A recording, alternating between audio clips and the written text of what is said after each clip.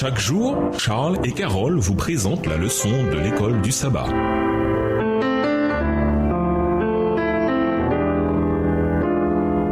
Bienvenue dans votre émission. Dieu nous parle. Nous voilà à la leçon de mardi, l'épreuve de l'Éternel. Lisons Psaume 81, les versets 7 et 8, Psaume 95, les versets 7 à 11 et Psaume 105, les versets 17 à 22. Qu'implique le test divin dans ces textes? Psaume 81, les versets 7 et 8. J'ai déchargé son épaule du fardeau et ses mains ont lâché la corbeille. Tu as crié dans la détresse et je t'ai délivré. Je t'ai répondu dans la retraite du tonnerre. Je t'ai éprouvé près des eaux de Mériba. Psaume 95, versets 7 à 11. Car il est notre Dieu et nous sommes le peuple de son pâturage, le troupeau que sa main conduit. Oh, si vous pouviez écouter aujourd'hui sa voix, n'endurcissez pas votre cœur, comme à Mériba, comme à la journée de Massa dans le désert, où vos pères me tentèrent, m'éprouvèrent, quoiqu'ils vissent mes œuvres. Pendant 40 ans, j'eus cette race en dégoût, et je dis, c'est un peuple dont le cœur est égaré. Ils ne connaissent pas mes voies, aussi je jurerai dans ma colère, ils n'entreront pas dans mon repos. Psaume 105, les versets 17 à 22. Il envoya devant eux un homme, Joseph fut vendu comme esclave. On serra ses pieds dans des liens, on le mit au fer,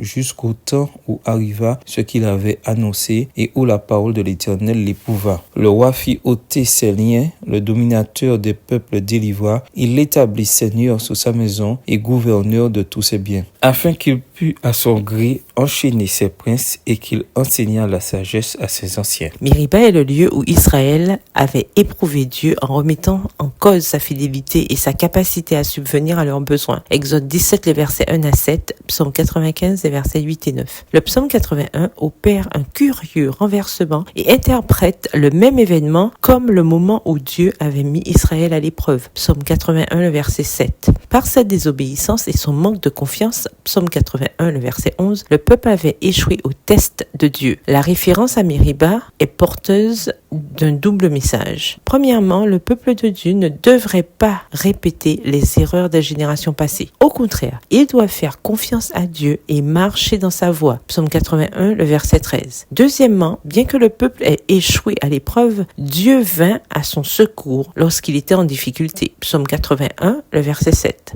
La grâce salvatrice de Dieu dans le passé donne l'assurance de la grâce de Dieu aux nouvelles générations. Le psaume 105 montre que les épreuves étaient le moyen pour Dieu de tester la confiance de Joseph dans la parole de Dieu concernant son avenir. Genèse 37, verset 5 à 10, psaume 105, verset 19. L'hébreu sarap, éprouvé, au verset 19, a le sens de purger, raffiner ou purifier. Ainsi, l'objectif de la mise à l'épreuve de la foi de Joseph par Dieu était de lever tout doute sur sa promesse et de renforcer la confiance de Joseph dans ses conduites. Le but de la discipline divine est de fortifier les enfants de Dieu et de les préparer à l'accomplissement de la promesse, comme le montre l'exemple de Joseph. Psaume 105, versets 20 à 22. Cependant, le rejet des instructions de Dieu entraîne un entêtement croissant et l'endurcissement du cœur de la personne obstinée.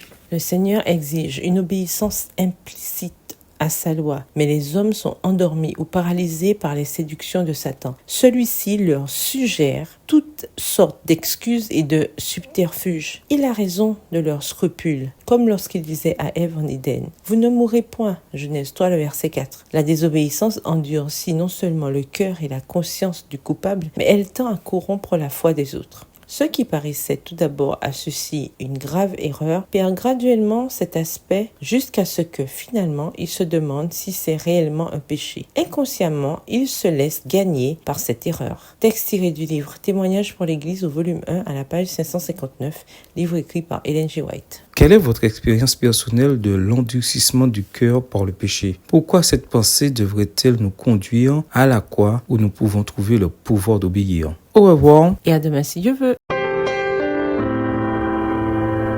Dieu nous parle.